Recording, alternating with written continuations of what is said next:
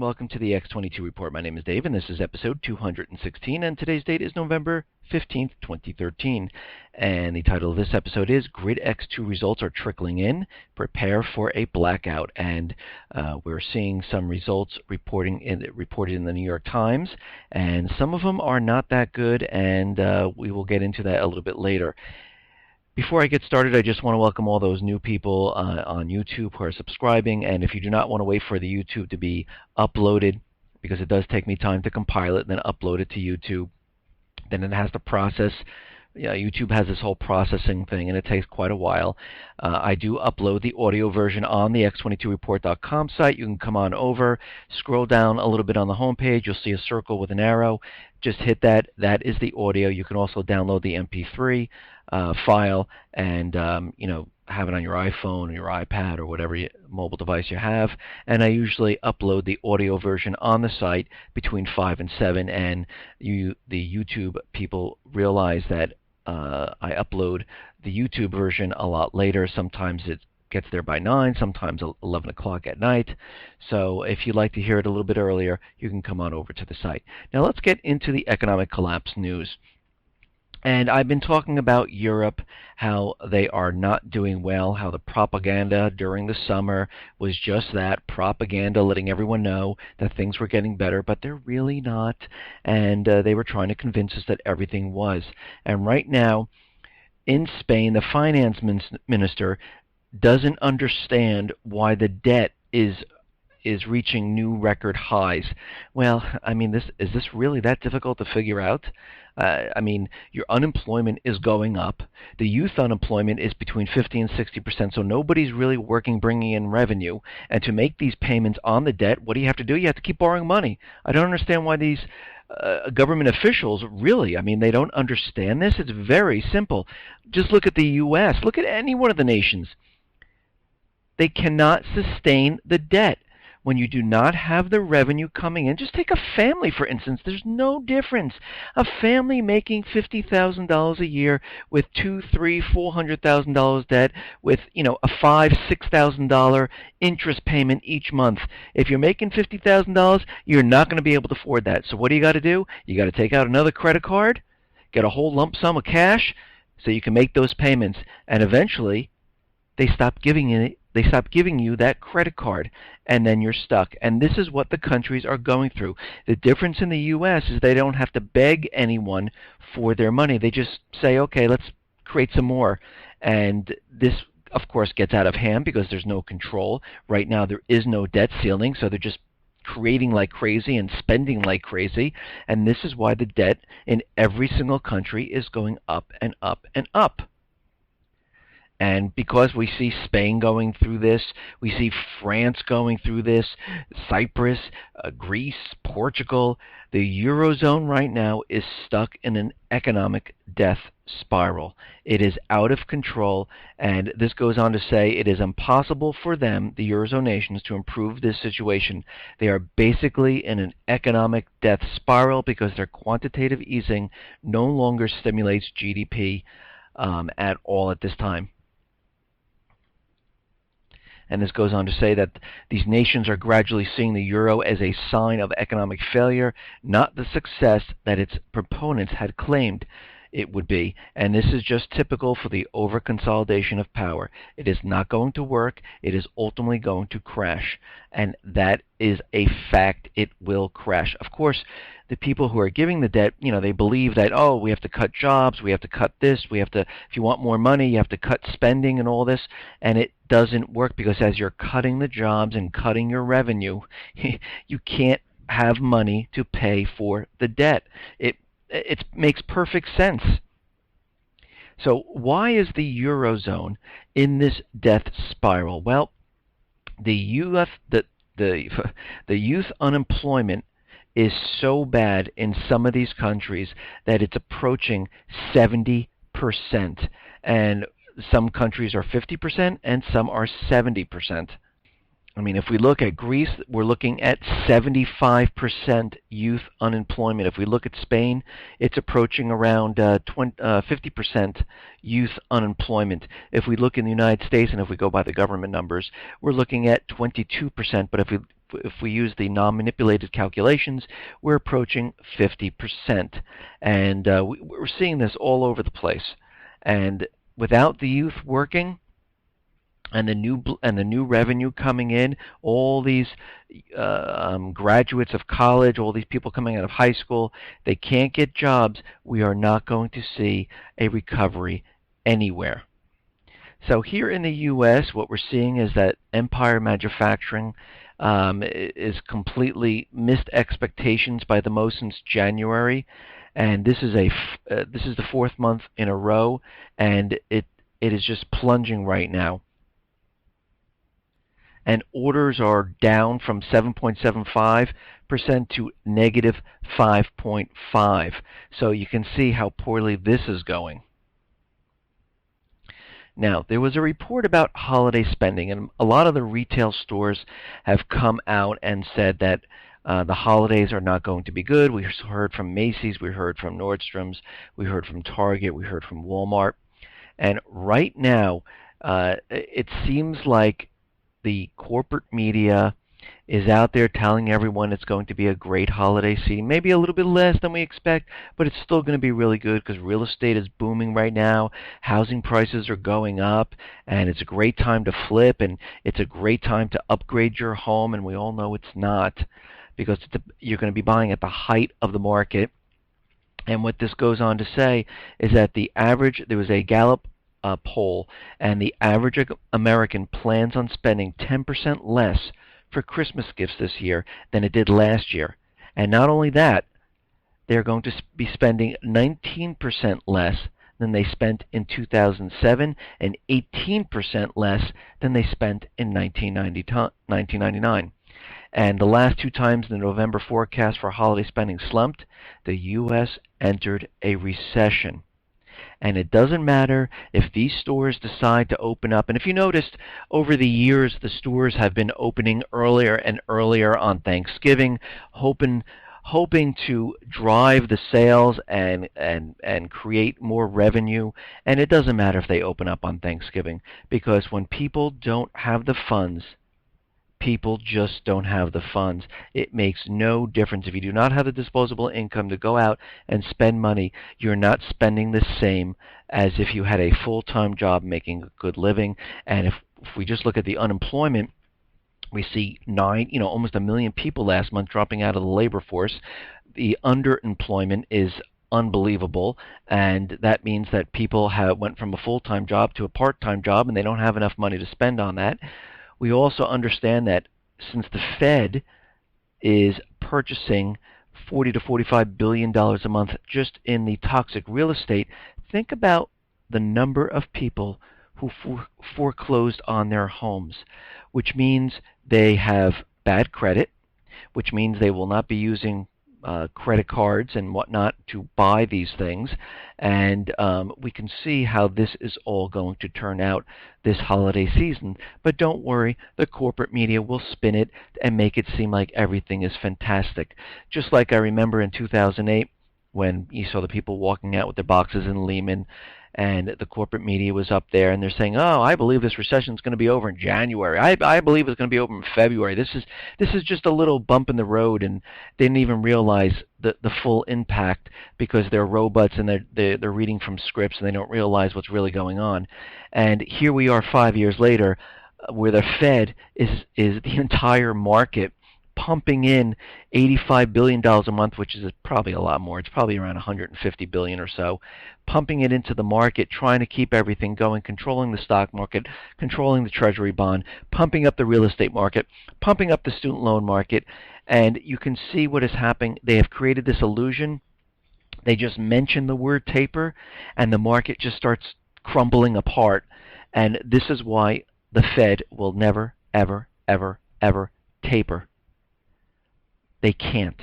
They are the market. Actually, and I've said this before, they want to increase it because they know what is coming. We understand what is coming because right now Citibank, JP Morgan, Wells Fargo, 1-800 East Coast Mortgages have all laid off thousands and thousands of people from their mortgage departments.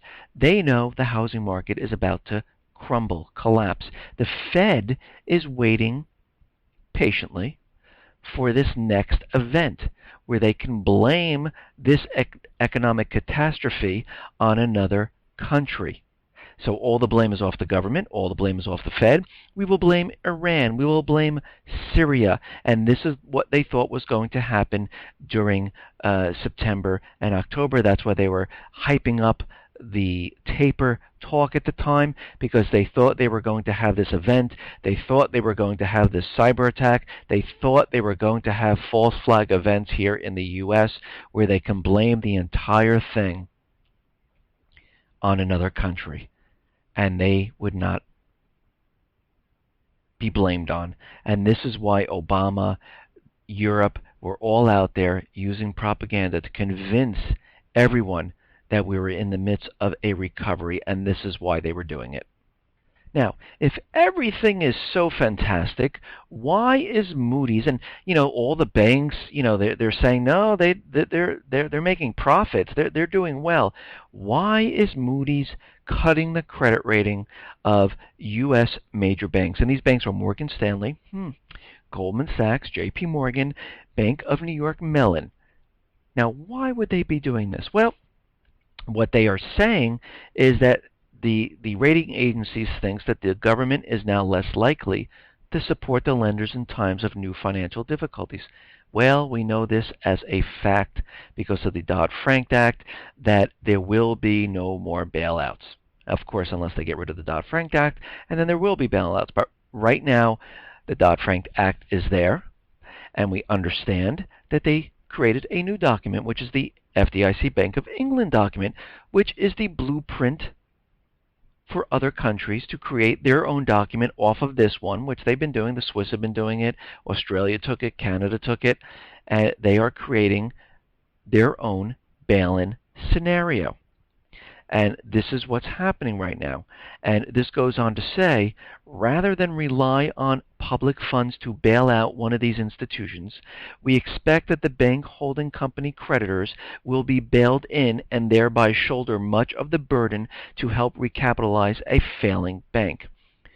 So, since the government is not going to bail out the banks, Moody's decided to downgrade these banks. So, because now they're going to have to look inward to the creditors, which are the bank depositors, and this is what happened in Cyprus, and they're going to have to take a certain percentage of everyone's bank account, like they did in Cyprus.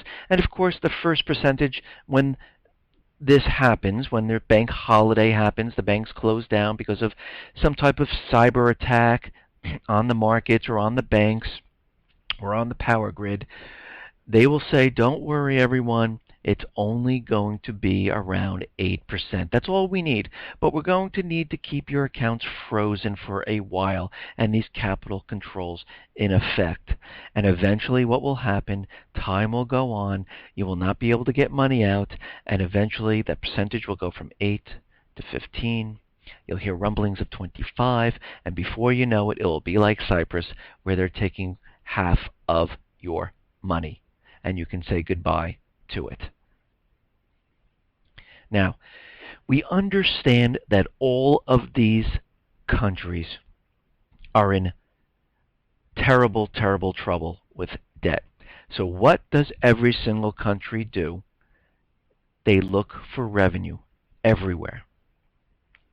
They try to create revenue on the people who are still working. And this is what they do, is they tax the people, and they put more taxes on the people. Then they tax them again just to make sure they haven't taxed them enough, so they continually taxing these people. And before you know it, the people can't take it anymore, and we have an uprising. But what's happening is, with Obamacare, let's just take that for example.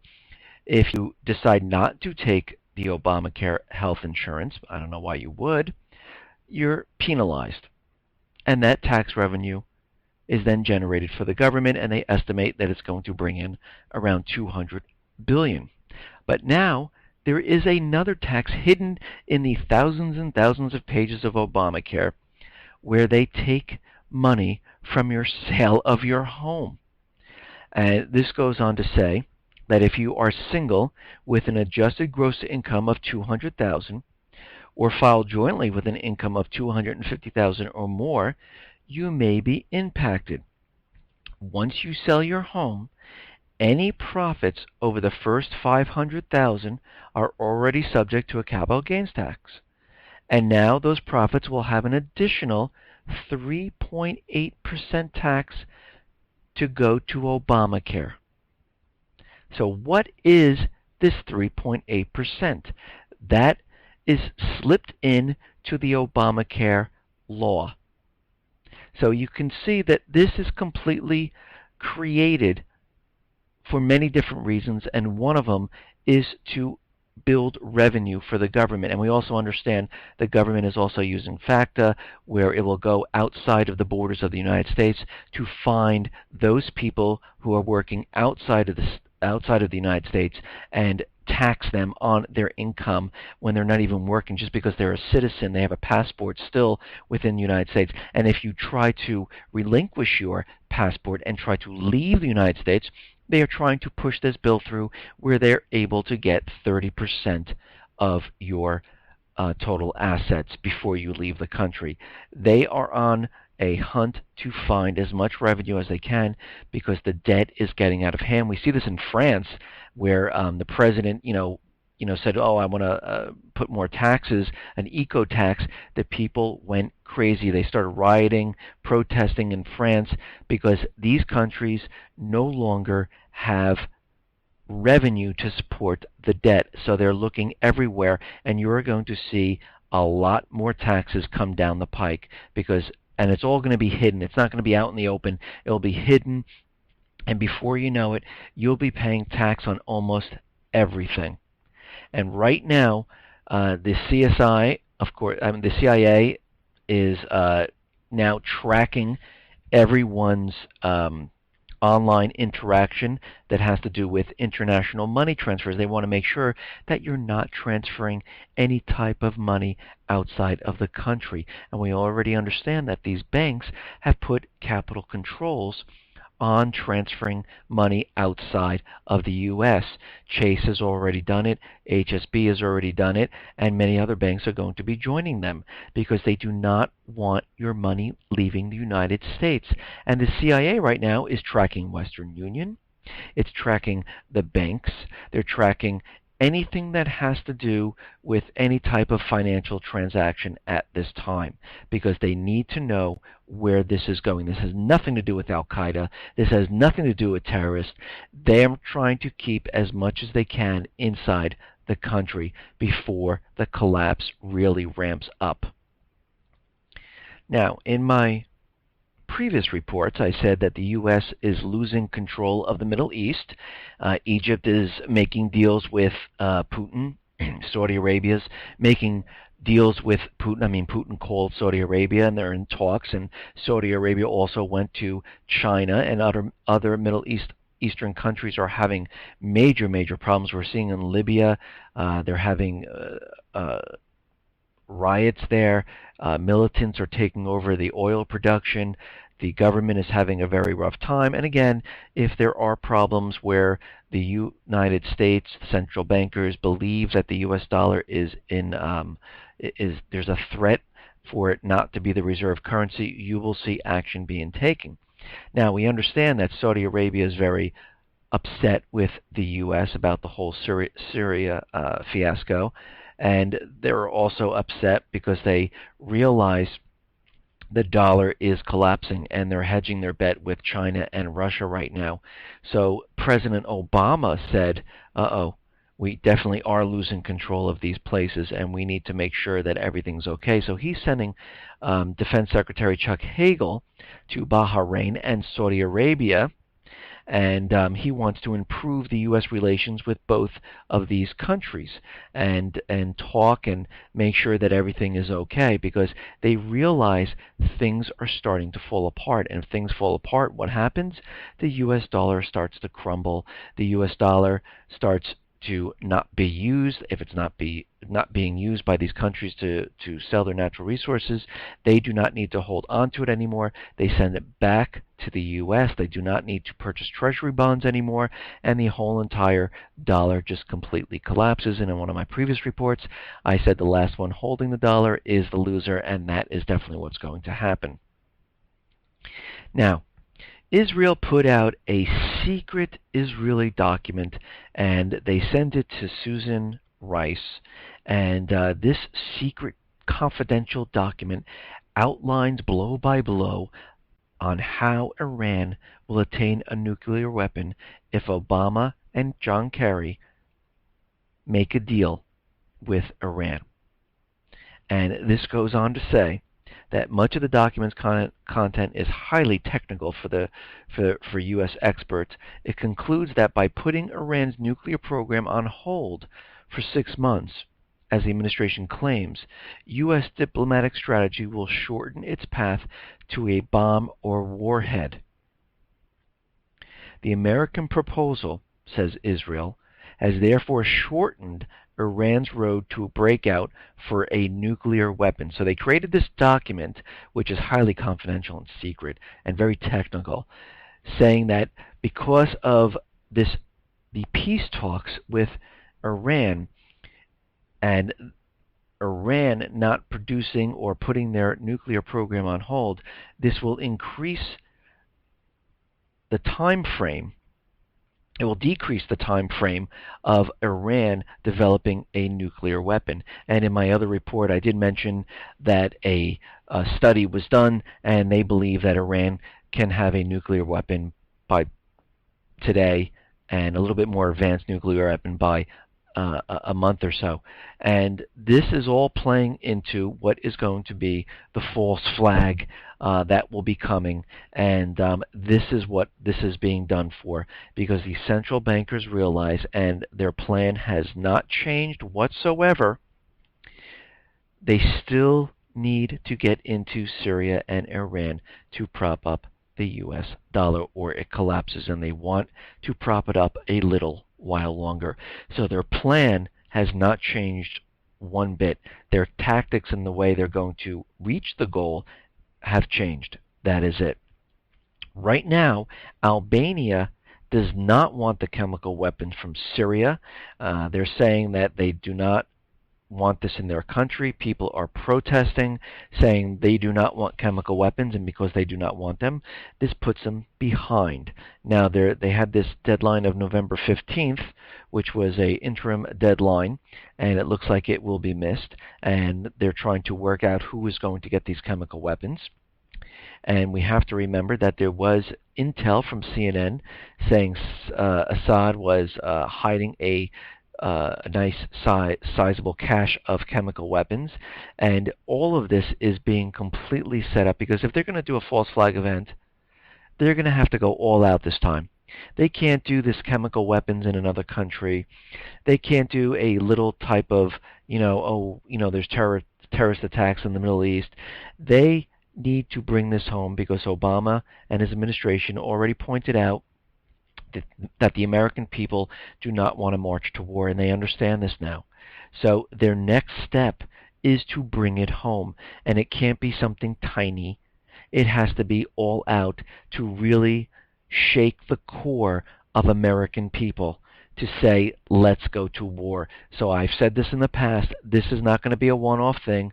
This is going to be a multiple false flag. It's going to be chemical weapons from Syria. It's going to be a dirty nuke from Iran. It's going to be the Al-Qasim and the Syrian Electronic Army and maybe China involved in a cyber attack to bring down the grid and to completely dismantle the financial network in this country, and that will produce the bank holiday, that will produce the bail-ins, that will produce, hey, look, they did this to us, that's why our economy is failing right now, and this is what's going to happen at this time. Now, there are many reports coming out today about how cyber attacks are going to increase quite a bit in 2014, and we can see what they are building up to right now. And an organization around the world are likely to witness more complex and diverse cyber attacks in 2014. And these cyber attacks are going to change. They're not going to be the denial of service where it just makes their website unusable. What they're saying is that these high volume advanced malware attacks are not going to be as popular anymore because they are higher risk of detection. Instead, they're going to use lower volume, more targeted attacks to secure a foothold, steal users' credentials, and move unilaterally throughout infiltrated networks. We saw this happen with Adobe. It wasn't just a denial of service attack. It was a completely targeted attack to destroy and steal data. And what this goes on to say is that in 2014, we are going to see a major data destruction attack, and it will happen next year.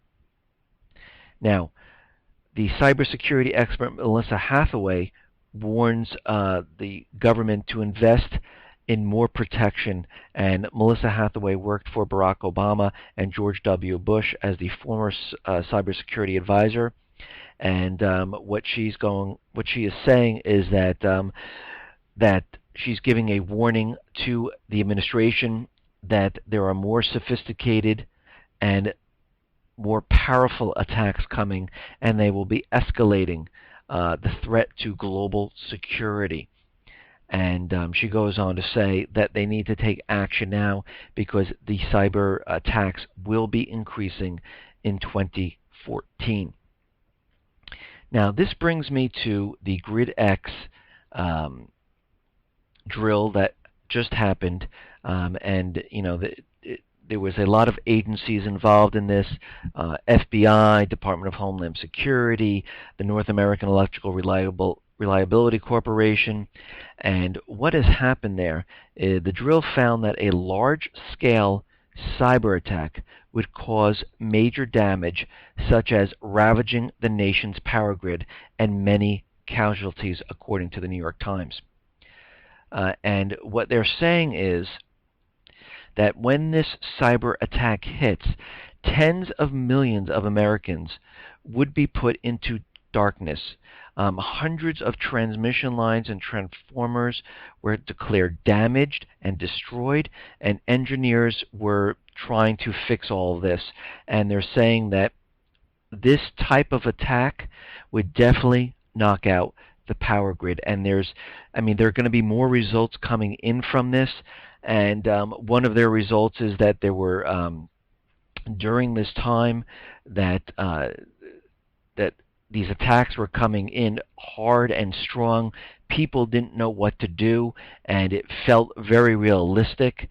And this reported that there were 7 deaths of police officers, firefighters, and utility workers who showed up to investigate reports of problems at substations or power lines and were shot by attackers still on the scene. In all, there were about 150 casualties, and attempts to restore equipment and get the lights back on were stymied by police officers who locked down the locations because of active shooters. And this is the rioting and the things that are going on. And I just wanted to bring up for 1 second, I watched the show Doomsday Prepper, and there was this guy, I think he was 29 years old, and he is a prepper, and I believe there was an article about this guy, and I put it up on the Sentinel Alerts, where he is out there saying that all you preppers, keep prepping, because I will be knocking at your door, knocking it down, and taking whatever you have. So when you're prepping for this, it's not just the people who are unprepared. It is also those people who are looking to take your stuff. And this guy has a group, I think of about 200 members, paying members to belong to this society, and they're called the Marauders, that will go around and they will definitely break into your home. If they have to, they will kill you to take your stuff. And he says there's nothing that will stop us from doing this. And this is a very scary scenario, and this is why if you do not have anything, you need some type of weapon to protect your family, or some type of prepping that could lock down your house and make it secure, where you don't have windows that could be broken into or doors that could be knocked down. So these are some of the things that you need to start thinking of. But let's move on here. Now, there was a cyber attack in the Chicago Mercantile Exchange, and the CME had cyber intrusion in July. It's just coming out now, and some customers' info were compromised. The CME also says that some customer info on CMA Clearport platform was compromised, and the group sees no evidence right now that trades on the CME Globex adversely impacted at all. But this was done in July when this attack hit, and the news is just coming out now, and we're in November at this time. And who knows what other places have been hit, and we just don't know. And again, hit from who? Well, they don't know. Was this a test to see if they can actually get in and, move around inside the systems? I believe it was. And I believe that we're seeing a lot of these glitches, like in the NASDAQ. I think I had another one again. And this news coming out, and this increase of cyber attacks hitting the businesses and financial institutions, moving away from the denial of service into a lower type of cyber attack, where they'll infiltrate the system, not just to bring the website down or make it unusable, but to actually steal and to destroy data, or to remove funds from banks. If you think about what they really want to end up doing, they want to transfer massive amounts of digital money from the banks and move it someplace else, and then freeze the accounts. And this is how they're going to recoup a lot of their money and make it look like that all of this is happening from another nation. Listen, everyone, thanks a lot for listening. Be well, be safe, and especially be prepared. Thanks a lot.